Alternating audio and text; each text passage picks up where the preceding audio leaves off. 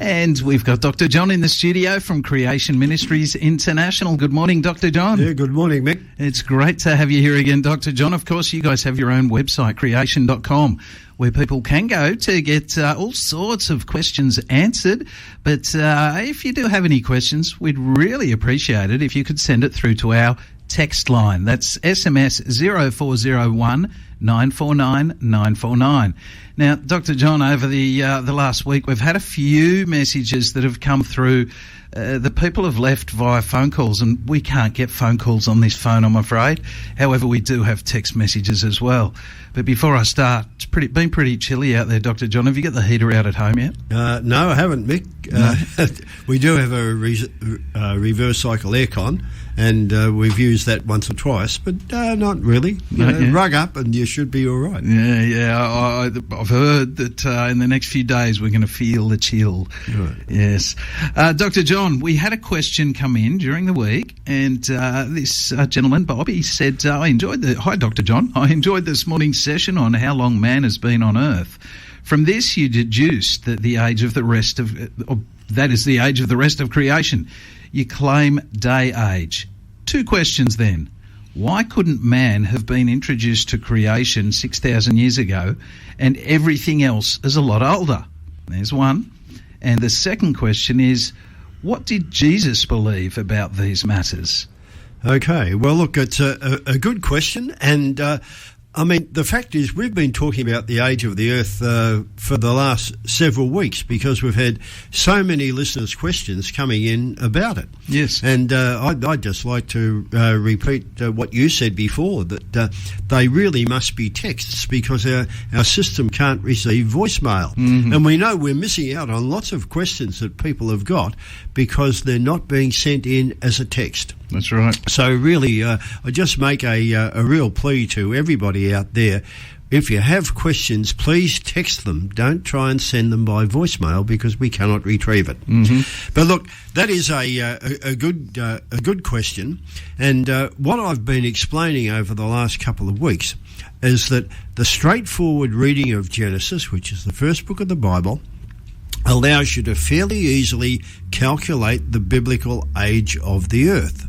And you do that by using the ages given in chapter 5 of Genesis through the early patriarchs.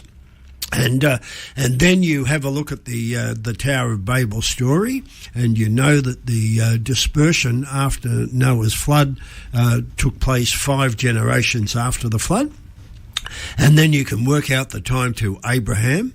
So you find that there's 2,000 years from Adam to Abraham. Yes. And then you find that there's another 2,000 from Abraham to Jesus and another 2,000 from Jesus to us. Yes. So that gives us 6,000 years of Earth history. Mm-hmm. Now, in actual fact, that is 6,000 years or thereabouts since creation, because the days of creation were only 6.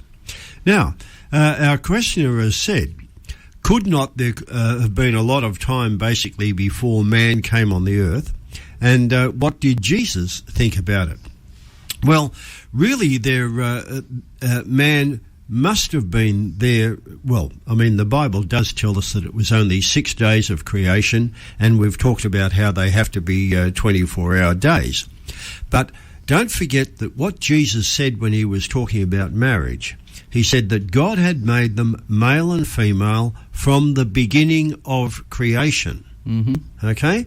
So the beginning of creation, he was regarding it as being, as the Bible said, man was created on the 6th day. Mm-hmm. And I'm sure he meant, the beginning of creation was day 1, but only a couple of days later was man formed. Mm. So that's really what we would say Jesus felt about it. And there really is no way of getting around those 6 days of creation because the biblical terminology that's used, where you talk about first day, second day, or day 1 or day 2, it always means a 24-hour day. Yep. And if you want to even throw in a bit more, the Bible says there was evening, there was morning, the first day or the second day or whatever. So it's quite clear that it's meant to be a 24-hour day. So really, there is absolutely no evidence in the Bible for evolution and billions of years. Now, where does that leave us in comparison with the secular world? Well, the secular world talks about the millions and billions of years. If the Bible is true, and we believe it is, then those millions and billions of years are non-existent. They're just not there, and you can only get the Bible and actually scientific evidence going back about 6,000 years. Yes, I can remember when I went on a school camp years ago. Mr. John Pennycook, he was a pastor here on the coast, took us on an ICF camp. I think we went down to the snow of all places, and we were talking about different theories of age way back then. And I remember one of the theories we spoke about was called the apparent age theory, and that was where God creates things to look like they're at a certain age. Obviously, Adam and Eve weren't created babies; they were created at a certain age. Well, obviously when Jesus, prayed over the food and there was more fish and more bread, well, it had an apparent age. It wasn't created as seed and caviar. And of course, the earth would have been created at an apparent age. So I see it as God can do anything. He is all-powerful, and he has created it to look the way it did at the time. So, whilst people still want their theories to stack up, and they want it to try and, fit into the world's theory of some sort of a long time, it was created with an apparent age in the first place. What do you think about that? Well, I wouldn't altogether agree with that. Mm-hmm. And the reason being, the Bible talks about the 6 days of creation, and it specifically says what happened on each of those days. And the first one was the creation of the earth, but day 2 was the dry land appearing and the waters being separated into seas. And day 3 was the sun, moon, and day 3 was the beginnings of vegetation. Now, that vegetation would have certainly had an appearance of age, but it wasn't there the day before. Yeah, absolutely. Okay, and then when you get the fish and birds created on day 5, yes, they would have been adults, but they weren't there the day before. And the same goes for man and the animals on day 6. They were created mature, but they weren't there the day before. So actually there's another interesting thing that comes out of that. Which came first, the chicken or the egg? Well, the chicken came first. Yeah, absolutely. 49. Now, Dr. John, something else you spoke about last week was carbon dating, and I've noticed a lot of media and stuff, both in the news and just in other media, talking about carbon dating with some pretty interesting headlines. Like the New York Times, they had a headline, "Errors appeared in carbon dating," and another one, "Inaccuracies in radiocarbon dating in Science Daily," and another one, "Carbon dating accuracy called into question after major flaw," and it goes on and on. There's a lot of even scientific people out there saying, hey, there's some pretty major errors here. Yeah, well, look, Mick, that's what we've been saying all along about carbon dating, and we've talked about it quite a few times on this program, and our listeners will be aware that Creation Ministries has explained fully the flaws behind carbon dating, even though the concept is absolutely brilliant. And it's worth reminding our listeners, one of the reasons we spend so much time on the age of the earth and carbon dating and things like that is this is what people are always coming up with. As you know, you have chats with your friends, and it's always the age of the earth and how old things are that comes up. And the reason is because people are absolutely brainwashed with these millions and billions of years, and they find it very hard to get their head around a young earth. So for all those listeners out there who think, gosh, they're on about this a lot, Well, that's what people are asking all the time. But look, the concept behind carbon dating is absolutely brilliant. Right, the guy who discovered it, Willard Libby, he got a Nobel Prize for it, and he deserved it. It was a great idea. The problem is, in practice, it cannot work. And the reason it can't work is because of the assumptions that you have to make it work. And if any of those assumptions is faulty, then it simply doesn't give you the right answer. And of course, the main one that we've talked about is the level or the ratio of radioactive carbon to normal carbon when the sample that you're trying to date was alive. Because we cannot go back in time and measure it at that time. Yes. We have to assume that it was the same as it is now, because the only ratio we can measure is now. And unfortunately, because there are so many things that suggest that it was not the same back then, you know, the whole system, brilliant a concept though it was, falls over. And there are many other assumptions as well. But look, we're going to talk a bit more next week about rock dating and the other dating methods, because you've mentioned that your friends are all questioning you about that. Yeah, but I think because they've listened to you and they've sort of got to the point where they go, okay, he might be right about carbon dating. So now they're throwing up the other ones. It's like, well, you know, let's just push that one aside and go on to the next one, because the next one must be right. And I guess that's the way people look at it. If they don't want to believe in God, or they don't want to believe in your theory of how creation worked, they tend to push. And it's like, okay, well, if that one's not right, let's look to the next one that disproves your theory. Yeah, well, look, that's very true. And when you look at the rocks, you can't tell the age of a rock by looking at it. And that was the idea where it first came from, that the rocks looked very old. This was the idea back a couple of hundred years ago. But look, when the dating techniques came out, everybody thought, yeah, sure, well, this obviously tells us that there's millions and billions of years. But the best test of that would be if you had a rock that you exactly knew how old it was. And there are many, because, I mean, there we have a volcano going off there in the Congo now. And those volcanoes, when they blow up, they produce lava.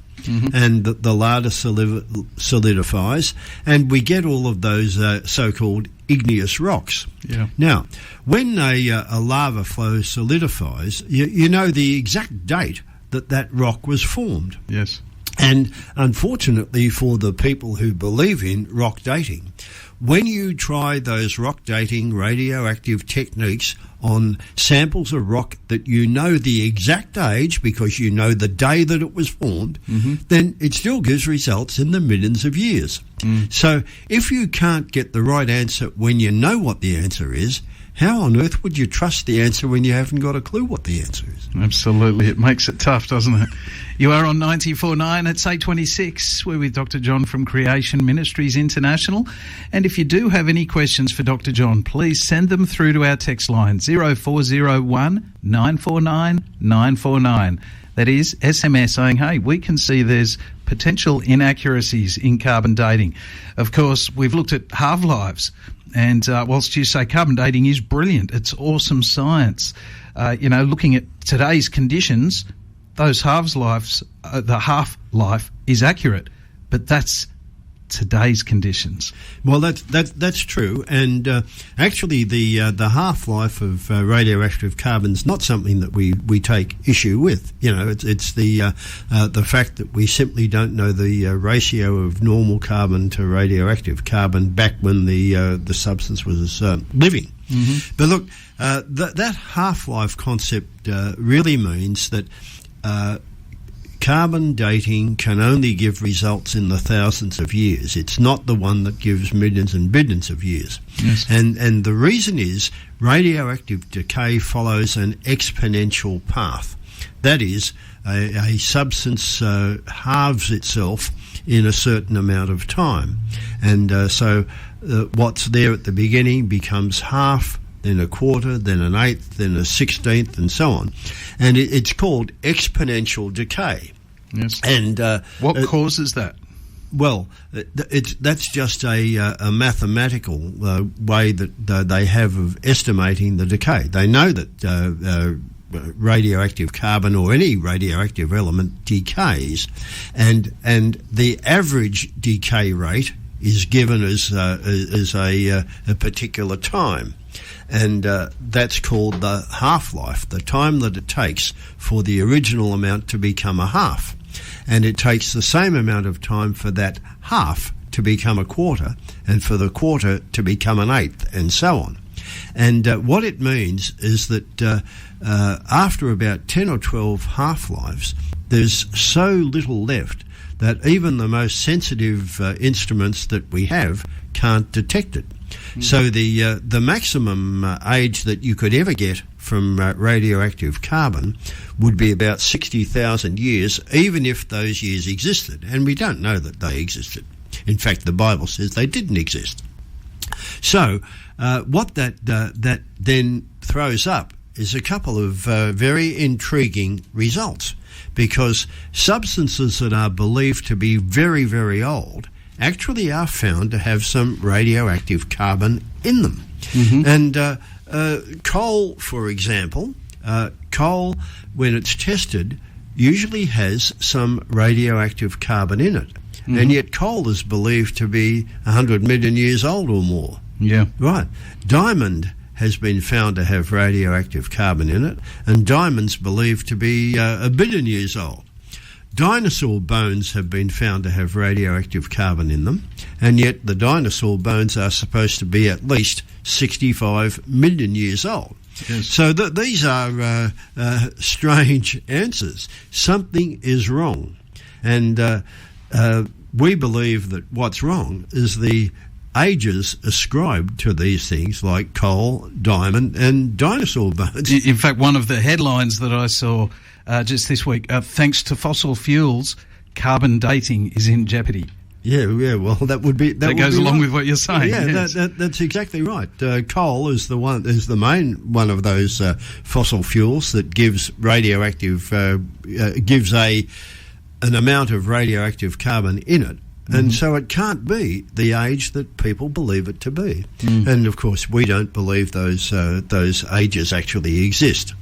But, look, I wanted to talk a little bit about coal this morning because the world has got a superabundance of coal. Yes. I mean, there really is so much that we could never realistically exhaust the supply. There really is a huge amount.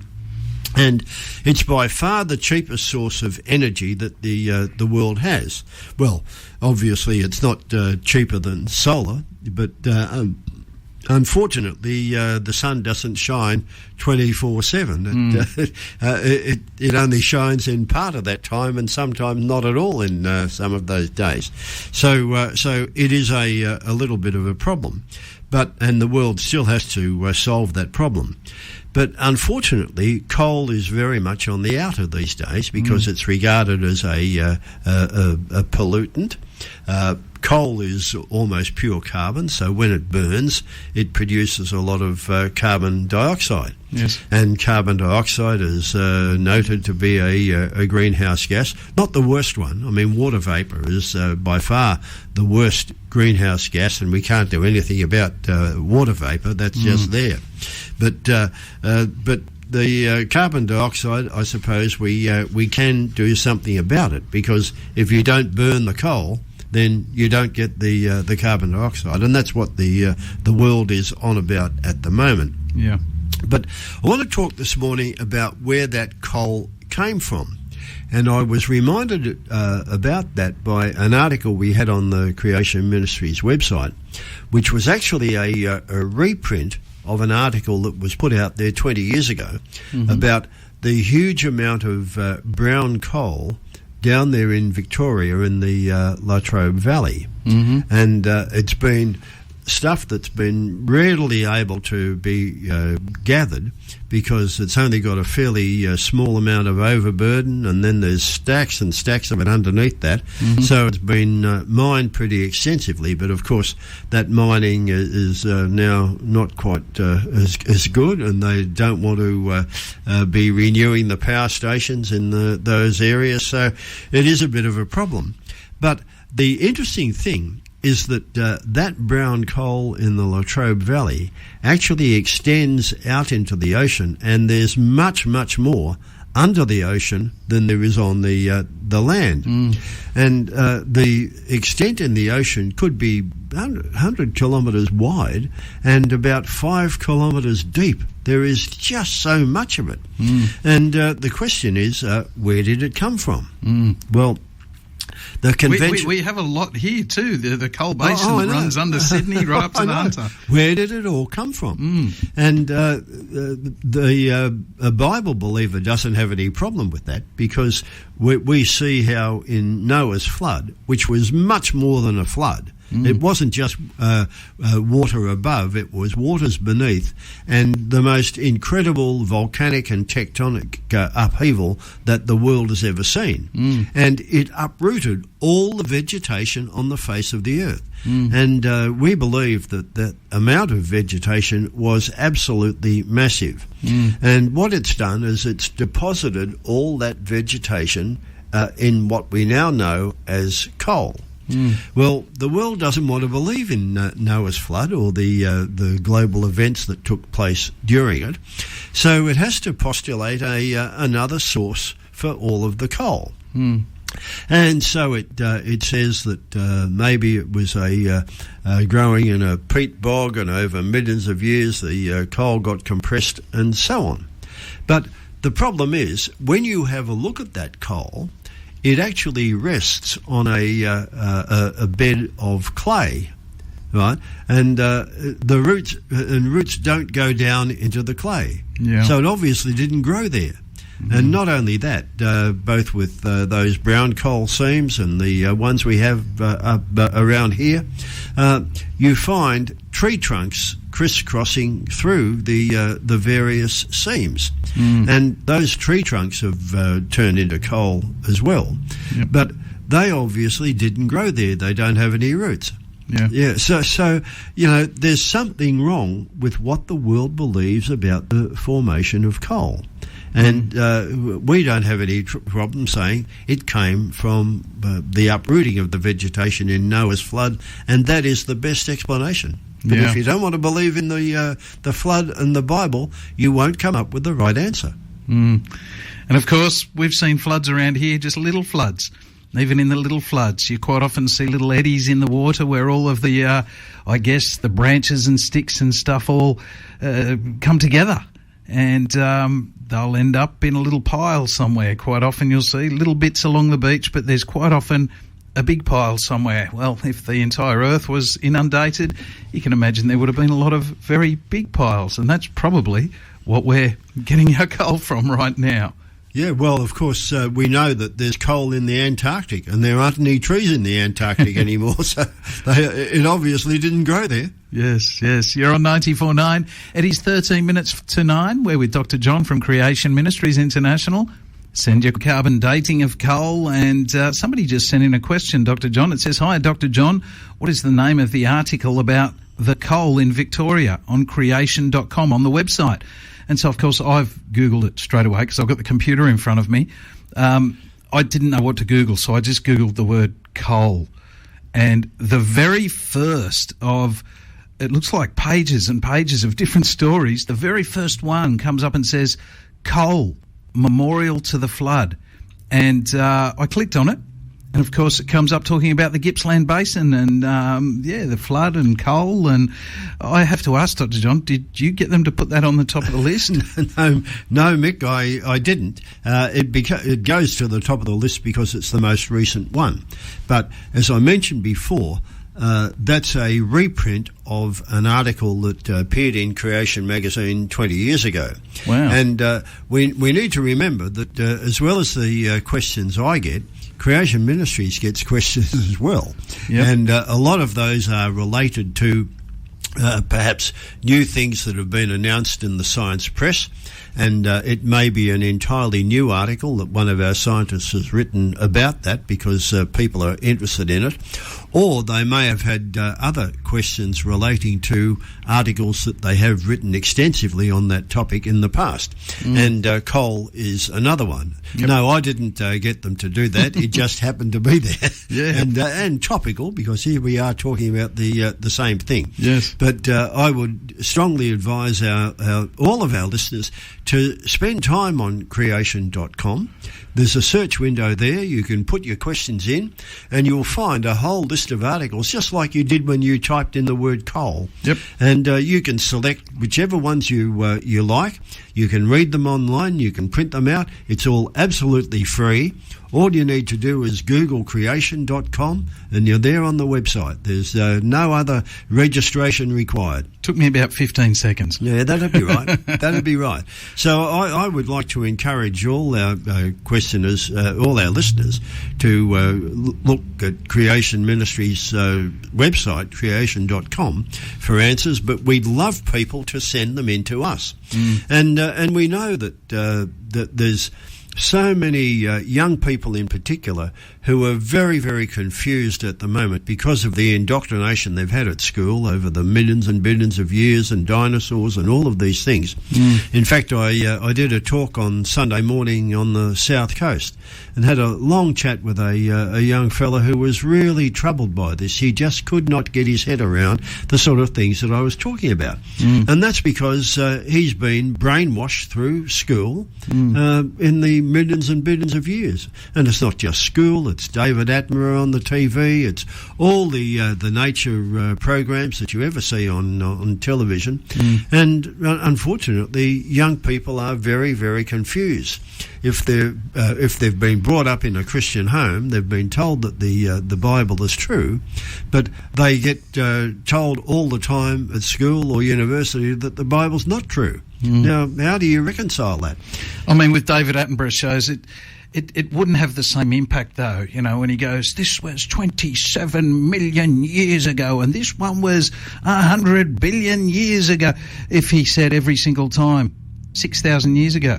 It wouldn't have the same impact. No. Well, but unfortunately, it's that constant repetition that really gets ingrained into people. And of course, there's a subliminal effect as well, because his programs are so brilliant and so interesting that you look at what you see and you absorb the dialogue as well, and so you associate everything that you see in nature with millions and billions of years. And it's very hard for young people to get their head around the fact that the Earth can really only be 6,000 years old. Yes. Well, Dr. John, thank you for another week. Will you be here next Tuesday? I'll be here next Tuesday, Mick. Awesome. Well, that was awesome. That was fantastic. If you've got any questions, please send them through to us. I'll get them through to Dr. John. Just send them to our text line. That is 0401 949 949. Every week we do get people who try to phone through to that number. So please remember, it's just a text line. SMS 0401 949 949. Any questions, send them through. The only one that we have a few issues with at the moment that we don't really want to touch on, and a lot of people have been asking coronavirus questions, Dr. John. Of course, you are a real doctor, and so they want to know your opinion. But at the end of the day, we've got to be a little bit careful there. So we're trying not to touch on those ones at the moment. Yes, well, it's obviously very politically sensitive as well, Mick. And even though we might have some firm opinions, then we really can't share them too much on air. Yes. You're on 94.9. It is 8:57. We've got the news, weather and traffic coming up shortly.